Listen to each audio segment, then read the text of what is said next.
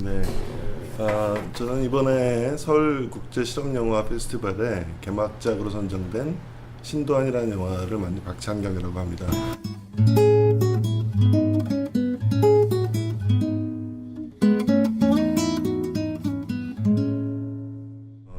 흔히 이제 실험영화 또는 예술 분야에서 사람들 두 가지 종류를 보통 이야기합니다. 하나는 이제 크레이지들이에요. 좀 잘 미친 사람들. 또 하나는 이제 시리어스입니다. 그러니까 너무 예외적으로 심각한 사람들. 그래서 이 예외적으로 심각한 사람들하고 이 잘 미친 사람들끼리 모여서 뭔가를 하면 굉장히 재미있는 자리가 되지 않을까 이렇게 생각합니다. 흔히 우리 사회에서 볼 수 없는 그야말로 광장을 만들 수 있지 않을까. 새로운 의미의 광장에 많은 사람들이 참여하셔서 즐겼으면 좋겠습니다. 이번에 초대된 작가들 중에 요나스 메카스라는 상당히 유명한 작가죠. 영화뿐만 아니라 이제 미술 쪽에서도 상당히 중요한 작가로 생각되고 있고, 그분의 전방위적인 그런 영화 활동에 대해서 이렇게 접할 수 있는 기회가 된 것이 아주 저로서는 행운이라고 생각하고요.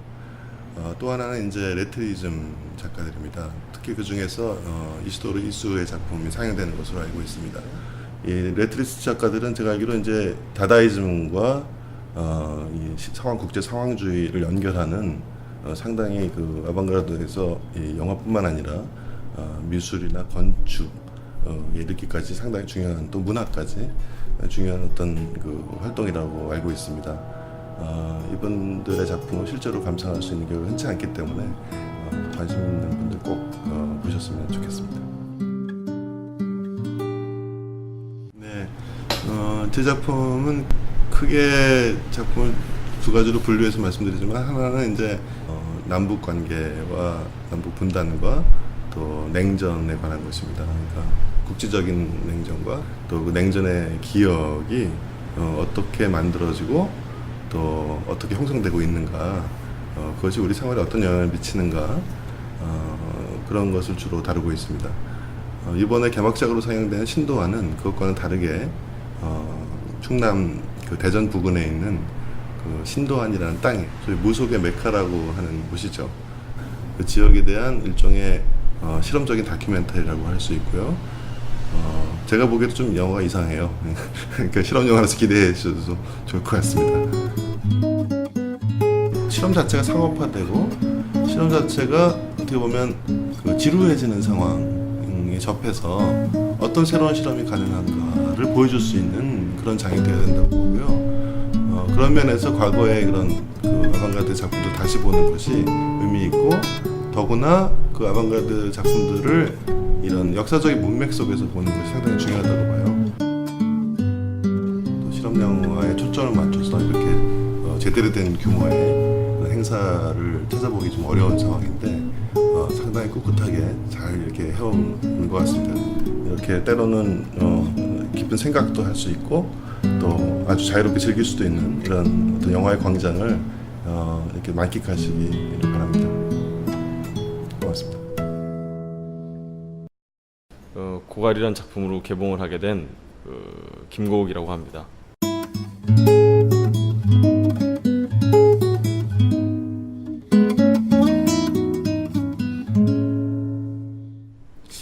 인연은 1회 때 빛가게라는 작품으로 참여를 했었고, 상영도 하고, 생각해보니까는 수상도 했네요. 사실은 저한테는 굉장히 이렇게 뭔가 이미지에 물꼬를 터준 그런 영화제이기도 한데요. 사실 우리가 소위 실험 영화라고 부르는 영화들 사실 이렇게 막 구해서 보는 통로들이 많지는 않잖아요. 그리고 볼 기회도 그렇게 많지도 않고. 근데 이제 그런 것들이 이제 소개되고, 세계 많은 작가들이 그렇게 활동하고 있다는 것도 알게 되고, 또 제가 이제까지 해오던 짓에 뭐 이렇게 확증이랄까? 제가 해오던 짓 외롭지 않은 짓이었다는 거, 그게 저한테는 큰 기쁨이고 진짜 가장 큰 인연인 것 같아요. 나름대로 좀 숨통이 좀 트였다고 할까요? 단지 실험 영화로 해서 우리가 이렇게 막 좀 대사도 없고 뭐 말도 없고 그냥 어렵고 난해한 영화 이런 게 아니라 좀 더 광장으로 끌어내야 되는, 그냥 이미지 자체를 즐기면 되고, 뭐 사실 많은 해석이 필요 없고, 우리가 이렇게 풍경 감상이나 그런 거를 이제 어떤 좋은 미술 작품을 그냥 이렇게 순수한 기쁨으로 그냥 감상하듯이 그런 것들은 다 광장에서 하잖아요. 실험 영화 절대 어렵지 않고 좀 더 넓게, 좀 더 이렇게 많은 사람 계속 전면을 늘려나가는 광장, 뭐 그런 의미인 것 같습니다. 익스 라이브의 칼콥스키 퍼폼을 꼭 보고 싶네요. 저는. 이제 기존의 공간에서 우리가 배제할 수밖에 없었던 어떤 즉흥성이나 우연성 이런 것들을 이제 필름의 영역과 함께 이렇게 연주할 수 있다는 거 대단한 꼭 봐야 될 것 같은데요.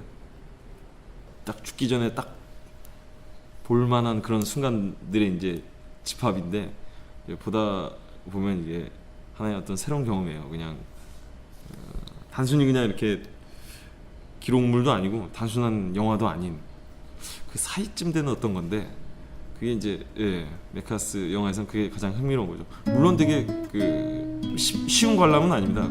어떤 의미에서 고행인데 그래도 저는 한번 해볼 만한 경험인 것 같아요. 9월 3일 날 개봉하는 고갈 뭐 이래저래 뭐 개봉 준비를 하고 있고요. 엑시스 전후로 고갈과 함께 저랑 진짜 엑시스가 좀 인연이 깊네요.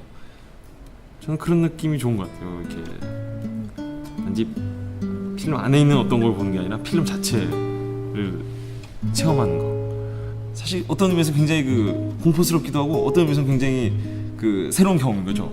막 천진난만하게 기쁘기도 하고 때로는. 저도 전진할 테니까 엑시스도 부디 전진해 주시길 바랍니다.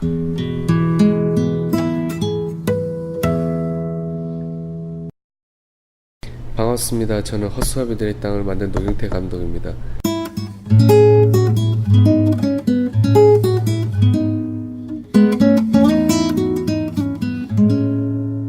올해 영화제 슬로건은 광장인데요. 이 광이라고 하는 것은 빛광, 미칠 광, 그리고 넓을 광으로 해석이 되는데요.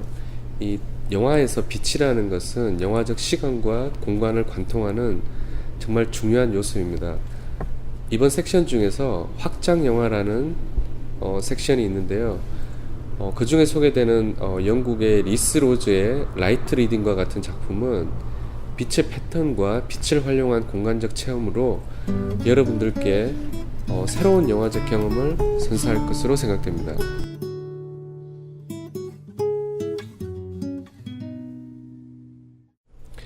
작년에 이 영화제 엑스나우의 예심 심사위원을 하면서 훌륭한 작품들을 많이 봤습니다.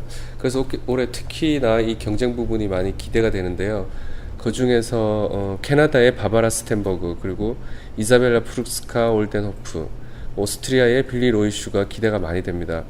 그리고 2007년 회고전을 열었던 프랑스의 파트릭 보카nov스키의 최신작도 많이 기대가 되고요. 그리고 꾸준히 실험 다큐멘터리를 만들어 온 한국의 조혜정 씨 작품도 초대가 되었습니다.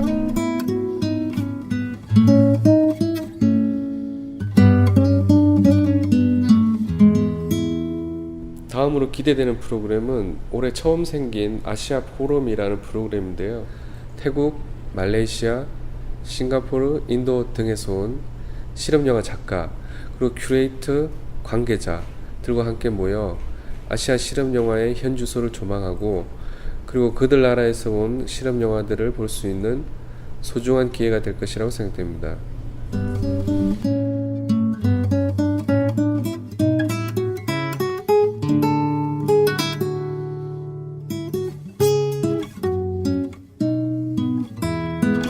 (2005년) 저의 실험 단편 리인카네이션을 이 영화제에 상영한 이래로 매번 찾아오고 있습니다. 한국에서 쉽게 보기 힘든 이 귀한 영화를 매번 상영하고 있는데요. 올해로 6회째를 맞이하고 있습니다. 이렇게 다양하게 준비된 제6회 서울국제실험영화 페스티벌에 여러분들의 많은 관심과 응원 부탁드립니다.